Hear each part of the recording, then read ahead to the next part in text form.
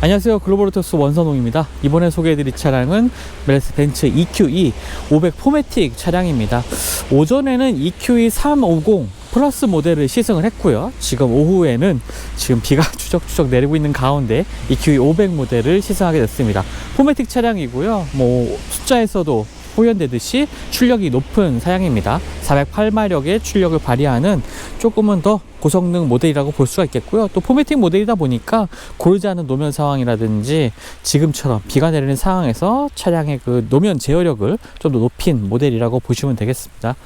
외관 디자인 같은 경우에도 일전에 소개해드렸던 350 플러스 모델 같은 경우에도 AMG 패키지가 적용되어 있었는데 역시나 이 차량도 AMG 패키지가 적용된 차량입니다. 그래서 라디에이터 그릴에 이렇게 지금 별 모양의 무늬가 더해져 있는 부분이라든지 휠 같은 경우에도 20인치 AMG 디자인이 적용된 휠 적용되어 있고요. 차량의 디자인 큰 차이는 없죠. 같은 그 디자인 패키지가 적용된 차량이기 때문에 큰 차이 없고요. 역시나 이 유리화 루프라인이라든지 트렁크 끝에 달려있는 이런 리어 스포일러 이런 것들, 그리고 리어 램프의 디자인 꽈배기 형태로 이렇게 꼬아져 있는 이런 디자인들도 역시나 EQS 350 플러스 모델 AMG 라인과 동일한 부분입니다. 그리고 차량 뒤쪽에 이제 포매틱 차량이기 때문에 포매틱이라는 로고가 더해진 것도 볼 수가 있겠고요. 그리고 아까 시승했던 350 플러스 차량 같은 경우에는 이제 기본 사양 모델이었습니다. 안쪽에 인포테인먼트 시스템의 디스플레이 같은 경우에도 기본 사양으로 탑재되는 좀 작은 크기의 디스플레이였는데 이번에는 이제 하이퍼 스크린까지 적용이 됐습니다. 그래서 이번부터는 한번 실내 차이점 어떤 것인지 그런 부분을 좀 중점적으로 한번 살펴보죠. 네, 이제 1열 공간 앉아서 어떤 차이점이 있는지 살펴볼 텐데요. 자, 보시는 것처럼 상당히 광활한 크기의 이제 하이퍼 스크린이 적용된 것을 볼 수가 있습니다.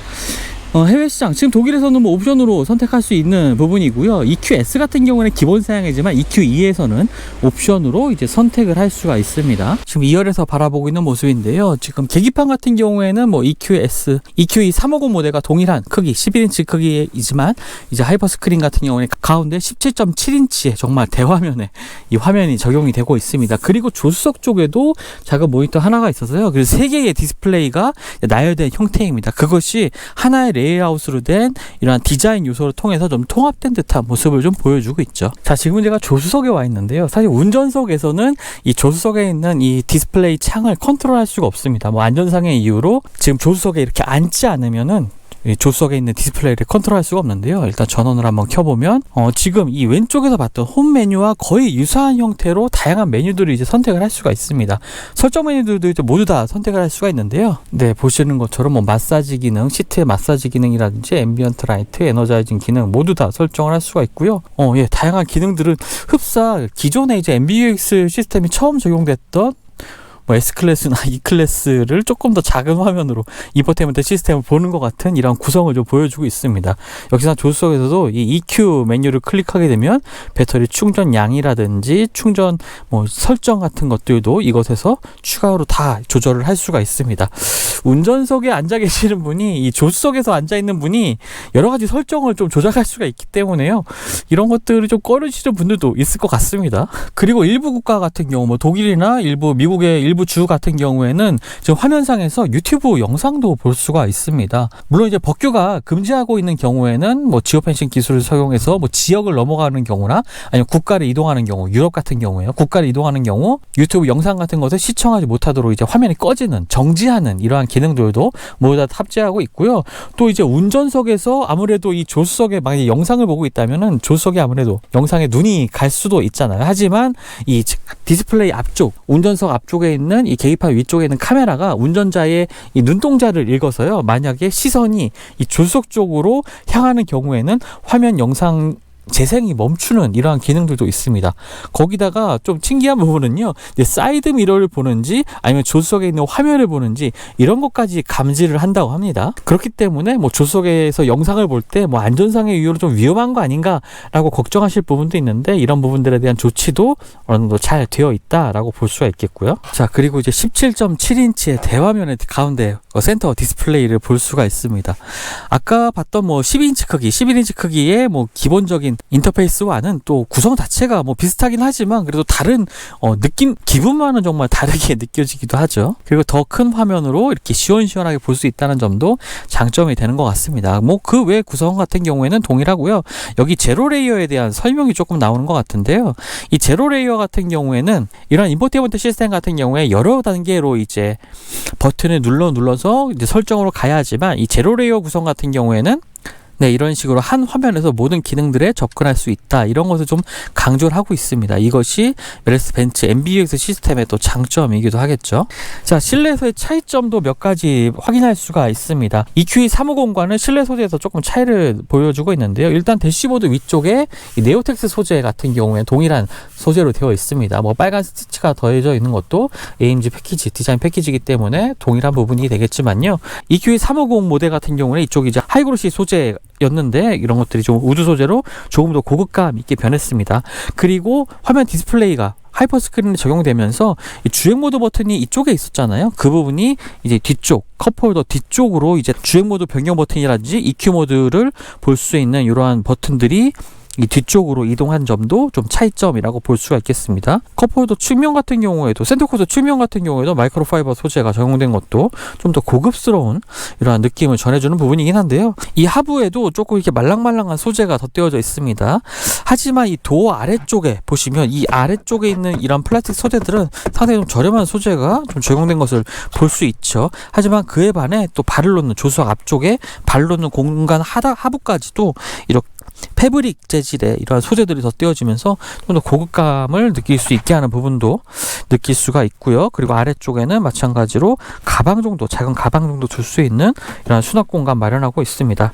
센터코드를 한번 열어보면요. 이 부분도 스마트폰 무선 충전 패드가 이 안쪽에 따로 마련이 되어 있습니다. 컵홀더도 굉장히 큰 크기로 되어 있고요. USB 포트도 센터코드 위쪽에 2개, 그리고 아래쪽에 또 USB 포트가 있고요. 또 암레스트를 열어보면 이 안쪽에도 보시는 USB 포트가 또 따로 마련되어 있습니다. 자, 다시 한번 운전석에 와서 시동을 한번 켜보죠. 전원을 켜는 느낌이 아무래도 강하죠. 켜는 경우에는 이렇게 지금 앰비언트 라이트까지도 같이 활성화가 되고 있고요. 주행 모드는 이제 스포츠 모드, 에코, 컴포트, 그 다음에 인디비주얼 모드까지 EQE 350 모델과 주행 모드는 동일합니다. AMG 모델 같은 경우에는 뭐 S 플러스까지 다양한 주행 모드를 지원할 것으로 보여지고요. 그리고 또 하이퍼 스크린 같은 경우에 지금 보시는 이제 어라운드 뷰가 적용이 되어 있는데요. 지금 손가락으로 이렇게 슬라이딩을 해서 차량 주변의 모습을 확인을 할 수가 있습니다. 또 하이퍼 스크린도 보니까 더 대화면으로 정말 큼지막하게 보는 좀 장점이 있는 것 같네요. 그리고 메뉴를 클릭하는 경우에 다양한 각도에서 볼 수 있는 화면들이 나오고 있습니다. 사실 이렇게 후방 카메라가 중요한 이유는 지금 이 룸미러를 통해 보는 뒷모습의 시야가 그렇게 좋지는 않습니다. 차량이 CLS처럼 약간 쿠페 스타일의 룩을 가지고 있기 때문에 뒤쪽에 시야가 그렇게 좋지는 않습니다. 하지만 이렇게 360도 어라운드 뷰 카메라를 통해서 후방을 아주 시원시원하게 확인할 수 있기 때문에 뭐 시야에 대한 걱정은 따로 하지 않으셔도 좋을 것 같습니다. 줌인 줌아웃까지도 되는 모습을 확인할 수가 있네요. 스티어링 휠 역시 AMG 패키지가 적용되는 만큼 지금 스포티한 디자인의 이런 스티어링 휠 디자인 보실 수 있겠고요. 이런 부분은 아방가르드, 그 다음에 AMG 라인 이 두 가지에서 이제 스티어링 휠의 디자인이 바뀌게 됩니다. 뭐 기본적으로 레이아웃을 바꿀 수 있는 이러한 기능들도 EQS 350 모델과 좀 동일하다고 보시면 되겠고요.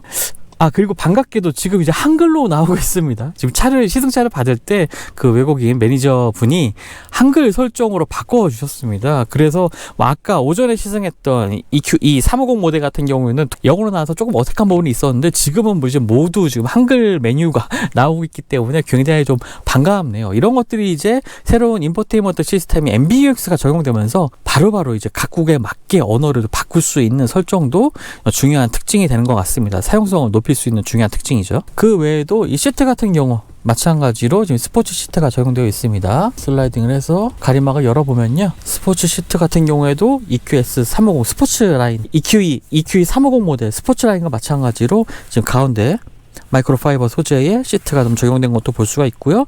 일반 시트 시트도 사실 나쁘지는 않습니다. 저도 지금 잠깐 시트에만 앉아봤었는데요. 기본 시트 같은 경우에도 착자감은 굉장히 부드럽습니다. 그리고 이 지금의 이 스포츠 시트 같은 경우는 조금은 좀 단단하게 몸을 지지해주고 엉덩이 부분이라든지 허리 부분을 단단하게 지지해주기 때문에 조금 더 부드러운 이 착석감 이런 것들을 원한다면 기본 시트도 상당히 좀 좋은 선택이라고 보여지고요. 시트의 이 측면에는 이렇게 앰비언트 라이트가 여기에도 적용된 것을 확인할 수가 있습니다. 네, 그럼 EQE 500 포매틱 모델을 한번 주행 성능도 알아보도록 하겠습니다. 기본적으로 출력이 좀 높은 모델이죠. EQE 350 모델 같은 경우에 200마력을 좀 넘었다면 지금 EQE 500 모델 같은 경우에는 408마력의 출력을 발휘하는 모델입니다. 그런 부분들이 좀 주행을 해보면 확실히 좀 느껴지는 부분이 이제 상당히 좀 차가 가볍게 느껴진다는 부분입니다. 기존의 EQE 350 모델 같은 경우에도 그렇게 차가 뭐 무겁게 뭐 차량의 무게가 거의 한 2.5톤이 넘어가는 차량처럼 느껴지진 않았거든요. 그런데도 지금 EQE 같은 경우에 EQE 500 모델 같은 경우에는 뭐 더 가볍게 느껴집니다. 지금 사실 눈이 오고 있습니다. 이제 오전에 왔던 비가 이제 눈으로 바뀌고 있는데요. 그래서 노면이 좀 상당히 좀 미끄럽습니다만 사륜구동이 확실히 좀 컨트롤하기가 좋네요. 지금 기존의 EQE 350 모델 같은 경우에는 후륜 구동 방식이어서 이제 스포츠 모드로 놓고 이제 급가속을 하는 경우에는 뒤쪽이 많이 흘렀습니다. 확 미끄러지면서 차량이 막 드드득 하면서 뭐 경고 이제 알람 같은 것도 뭐 표시가 되기도 했는데 EQE 500 같은 경우는 비교적 비끄러운 좀 도로 위에서도 노면을 좀 잘 잡고 움직이는 부분이 있긴 하지만 물론 차량이 무겁기 때문에 코너에서 버틸 수 있는 한계 영역이 그렇게 뭐 높아 보이진 않습니다. 뭐 위험하기 때문에 거기까지 지금 테스트를 못 하고 있지만 사륜구동 모델답게 좀 노면을 잡고 움직이는 이 접시력만큼은 좀 괜찮아 보이고요. 확실히 안정적입니다. 지금 이렇게 사계절이 뚜렷한 뭐 우리나라 같은 경우에서도 조금은 이 사륜구동 모델이 괜찮아 보이긴 하네요. 후륜구동 모델은 좀 불안한 느낌이 좀 없지 않아 있었습니다. 물론 일반적인 뭐 좋은 날씨에서는 큰 문제가 되지 않는데요. 지금처럼 눈까지 내리고 있는 굉장히 좀 미끄러운 노면에서는 확실히 사륜구동 모델의 안정성이 상당히 좀 뛰어나다는 것을 느낄 수가 있습니다. 주행거리 같은 경우에도 지금 딱히 그 스펙이 정확하게 지금 공개가 안 된 상황입니다. 지금 시승 현장에서도 그 부분을 잘 확인을 할 수가 없긴 한데요. 뭐 대략적으로 비교해 볼 때 지금 배터리 용량 같은 경우에 한 32%가 남았는데 주행 가는 거리가 115km로 나오고 있거든요. 그러니까 이것을 좀 조합해 볼 때 실제 주행 가는 거리는 한 450km 정도로 볼 수가 있겠고요. 또 온도가 조금 낮은 경우에는 이보다도 더 낮아질 수가 있겠죠. 뭐 350에서 400km까지 주행거리가 줄어들 수는 있겠습니다. 사실 EQE 350 모델과 EQE 500 모두 이제 동일한 배터리 용량입니다. 한 90kWh의 용량을 가지고 있는 배터리가 탑재가 되는데요. 그렇기 때문에 뭐 주행거리가 그런 부분에서 좀 차이가 나는 거지, 뭐 출력이 아무래도 조금 더 높다 보니까 주행거리에서 그만큼 차이가 날 수밖에 없을 것 같습니다. 하지만 성능을 중시하는 분이라면 확실히 EQE 500 모델이 좋은 선택이 되겠죠. 하지만 굳이 저라면 EQE 500까지는 안 가도 될 것 같아요. 그냥 옵션을 통해서 이 하이퍼 스크린도 장착을 하고 이렇게 사용을 한다면 상당히 만족스럽게 주행할 수 있지 않을까라는 생각이 듭니다. 이제 완전히 눈이 도로를 덮어버렸네요. 좀 운전을 좀 조심을 해야겠습니다. 아까 사실 EQE 350 모델이었다면 지금 사실 상당히 좀 어려운 상황에 처했을 것 같은데 그나마 지금 사륜구동 모델이기 때문에 안정적으로 주행을 할 수가 있는 것 같습니다. 지금 한국에는 지금 벚꽃이 만발할 텐데 이곳은 지금 눈이 이렇게 가득 쌓여 있네요. 일단은 눈이 위쪽은 더 쌓여 있을 것 같으니까 일단은 길을 돌려서 이동을 해 보도록 하겠습니다. 후륜구동 모델이었으면 큰일 날 뻔했네요. 지금 구동력 제어가 간신히 지금 들어가고 있습니다. 사륜구동 모델이 너무 반갑네요. 지금 주변에 차들도 지금 못 내려가는 차량들이 좀 보입니다. 아마 후륜구동 차량이기 때문에 그렇겠죠. 아니면 일반적인 뭐 전륜구동 차량이라든지 후륜구동 차량이기 때문에 그렇겠죠. 자, 이런 내리막길에서 지금 회생제동을 좀 강하게 걸어서 전기 모터의 이 회생제동력을 통해서 좀 제동을 하면서 내려가겠습니다. 이게 좀 안전하겠죠. 브레이크를 밟는 것보다는 이런 식으로 천천히 내려가는 게 좀 좋을 것 같습니다. 다행히 지금 이 길 같은 경우에는 뭐 차들이 많은 도로는 아니기 때문에 안전하게 내려가고 있고요. 네, 국내 시장 같은 경우는 EQE 350 모델이 먼저 좀 출시가 될 것 같습니다. 지금 시승 행사 현장에서도요, 지금 EQE 350 모델이 거의 전체 시승 차량의 한 80% 가까이 차지하고 있습니다. 지금 시승하고 있는 이 500, EQE 500 모델 같은 경우에는 한 5대 정도밖에 마련이 안 됐거든요. 그만큼 이제 해외 시장에서도 이 350 모델이 조금 더 높은 비중을 차지하고 있고, 유럽 같은 경우에는 하이퍼 스크린을 강조하고 있는 것 같진 않아요. 하지만 뭐 국내 시장 같이 이런 인포테인먼트 시스템에 대한 중요성이 민감한 시장, 그리고 중국 시장 같은 경우에도 이런 것에 굉장히 민감하거든요. 하이퍼 스크린을 더 많이 장착하기 때문에 이런 부분에 있어서는 좀 국내 시장의 소비자분들이나 아시아권 시장에서 조금 더 많은 선택이 좀 있지 않을까라고 생각이 됩니다. 사실 제가 보기에도 뭐 일반적인 이렇게 하이퍼 스크린 같이 화려한 인포테인먼트 시스템도 좋긴 하지만요.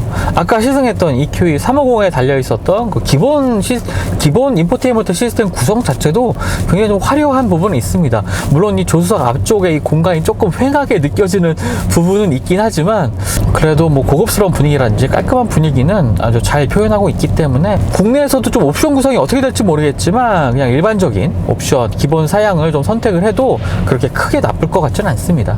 그리고 사실 조금 고사양을 원하시는 분들이라면 향후에 국내에도 좀 도입될 이 AMG 모델까지도 보시는 게 좋지 않을까 생각이 됩니다. 지금 해외 시장 같은 경우에는 5상 AMG 모델도 공개가 됐죠. 화려한 외관 스펙과 함께 출력 같은 경우에도 굉장히 고사양의 출력을 가지고 있는 전기차인데요. 이 EQE 모델도 정말 다양한 선택지가 있기 때문에 좀 더 고사양 모델을 원하시는 분들이라면 조금 더 기다리셔서 AMG 모델까지도 보시는 것도 좋겠고, 아니라면 그냥 EQE 350 모델 플러스 모델만으로도 충분히 이 메르스 벤츠의 EQ 브랜드의 뛰어난 이 전기차의 성능을 아마 체험하실 수가 있을 것 같습니다.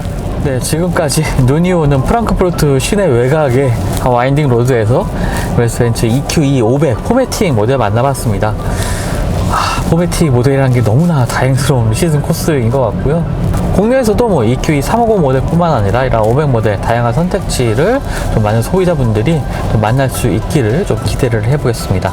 네, 지금까지 글로벌 오토스 원선웅이었고요. 저는 또 돌아가서 다양한 영상을 통해서 만나 뵙도록 하겠습니다. 감사합니다.